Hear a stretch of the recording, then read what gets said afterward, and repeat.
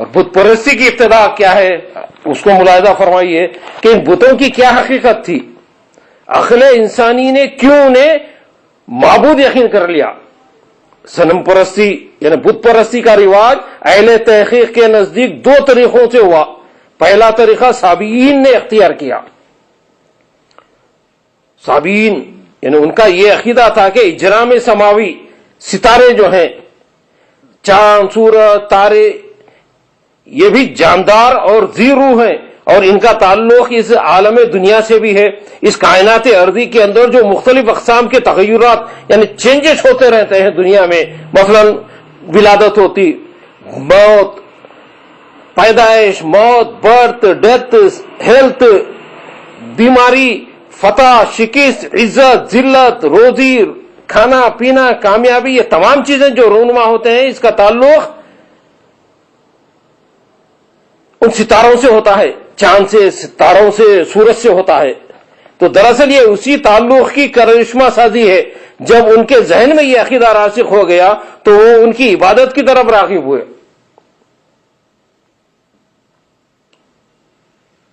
سابئین اب وہ چاند، سورج، تارے، ستارے سب سے کے متعلق یہ عقیدے قائم کر لیے کہ دنیا میں جو کچھ بھی ہو رہا ہے ان کی وجہ سے ہو رہا ہے.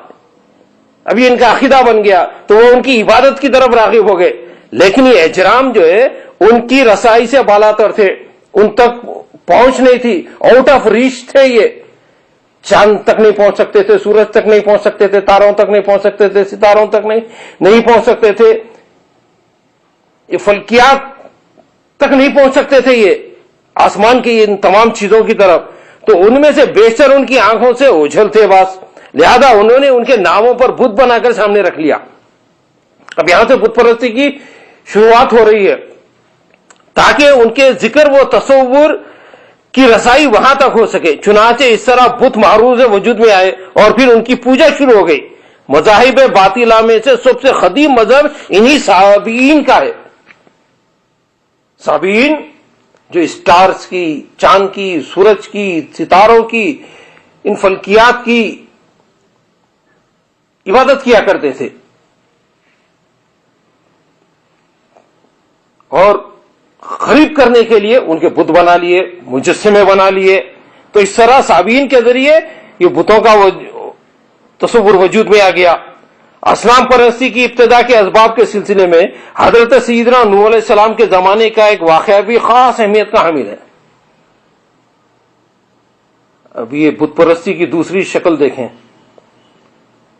کہ سیدنا نوح علیہ السلام کی قوم میں 5 نیک آدمی تھے، بہت ہی صالح انسان تھے، پاک باز تھے، نیک تھے، متقی تھے، پرہیزگار تھے. 5 لوگ سیدنا نوح علیہ السلام کی امت کے، جو کہانت، شجاعت، قوت علم اور اخلاق حسنہ میں عام لوگوں کی سطح سے بہت اونچے تھے. ان کے نام جو تھے دو، سوا، یغوث، یعوق، نصر، یہ 5 حضرات بہت پارسا اور عبادت گزار تھے. سیدنا نوح علیہ السلام کی امت کے ہیں. یہ لوگوں کو ان سے بہت محبت تھی کیونکہ یہ لوگ انہیں اللہ تبارک و تعالیٰ کی یاد کی تلقین کرتے تھے اور اس کی دعوت دیتے تھے. ان کے نورانی چہروں کو دیکھ کر اور ان کی صحبت میں بیٹھ کر انہیں اللہ تبارک و تعالیٰ کی یاد آتی تھی. اللہ کا ولی وہ ہوتا ہے جس کو دیکھنے سے اللہ یاد آتا ہے. تو نوح علیہ السلام کی امت کے یہ 5 بزرگوں کو، 5 نیک لوگ صالحین، دو، سوا، یغوث، یعوق، نصر، ان کو دیکھ کر اللہ یاد آتا تھا. ان کے چہروں کو دیکھ کر اتنے نورانی چہرے، اتنے عابد و زاہد تھے اور لوگ ان کی تعظیم کرتے تھے، عزت کرتے تھے. اب اس کے بعد کیا ہوا کہ جب دو کا انتقال ہو گیا تو قوم بہت غمگین ہوئی کہ ایک اللہ کے نیک بندے کا انتقال ہو گیا، ایک صالح انسان کا انتقال ہو گیا. حتیٰ کہ بہت سے لوگ اس کی خبر پر جا بیٹھے. بہت زیادہ محبت تھی دو سے کیونکہ نیک انسان تھے. تو یہ واقعہ بابل میں ہوا جو کوفے سے متصل ایک شہر تھا. بابل جو کوفہ عراق میں ہے. ایک دن ابلیس ان لوگوں کے پاس شکل انسانی میں آیا اور بولا کہ میں تمہارے لیے دو کی تصویر بنا دیتا ہوں، تم اسے دیکھ کر دو کو یاد کر لیا کرو. لوگ بولے ہاں ضرور. ابلیس نے دو کا مجسمہ تیار کر دیا. لوگ اس مجسمے کے آس پاس جمع ہو گئے. پھر باری باری سوا، یغوث، یعوق اور نصر چاروں فوت ہو گئے.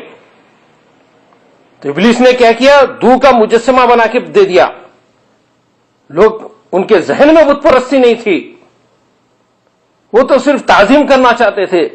لیکن ابلیس دو کا مجسمہ بنا کے دے دیا. تو اس کے پاس بیٹھا کرتے تھے، بس اس کو دیکھتے تھے، قریب بیٹھا کرتے تھے صرف یاد کرنے کے لیے دو کو.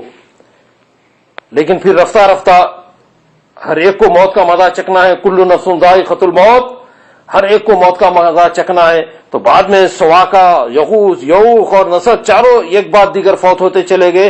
ابلیس ان کے مجسمے بھی بنا بنا کر ان لوگوں کو دیتا رہا. ان تصویروں کے وہی نام رکھے گئے جو ان صالحین کے تھے. اس زمانے میں اتنا ہی ہوا. تو ایک جنریشن تک ابلیس اتنا ہی کیا کہ مجسمے تیار کیا اور دے دیا. لوگ ان کو دیکھ کے یاد کرتے تھے کہ دو ایسے تھے، یعوق ایسے تھے، سوا ایسے تھے، نصر ایسے تھے. صرف وہ یاد دہانی کے لیے ان کے ذہنوں میں وہ خیال آتا تھا کہ اس شکل کے تھے. تو ابلیس ایک دم مکمل طور پر ان کو بت پرست نہیں بنا دیا.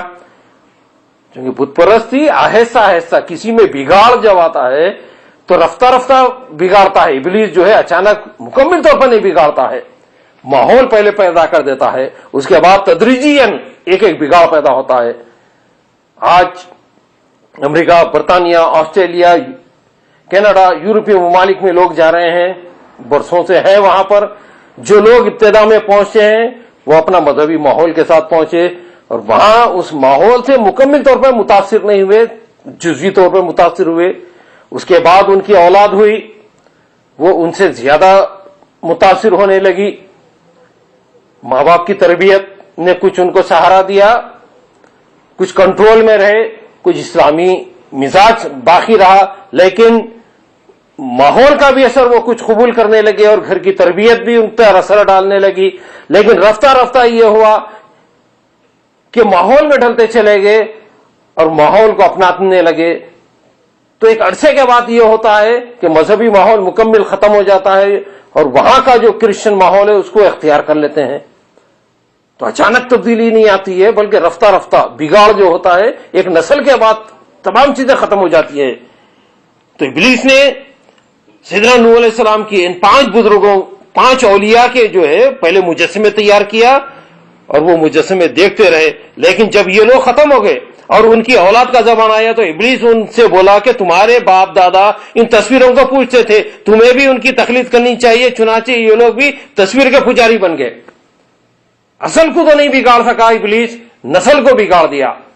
اصل کو یہ نہیں کہہ سکتا تھا کہ تم ان کی عبادت کرو، چونکہ وہ 5 بزرگوں کی وہ لوگ عبادت نہیں کیا کرتے تھے، صرف اللہ کا ولی جانتے تھے، اللہ کا نیک بندہ صالح جانتے تھے.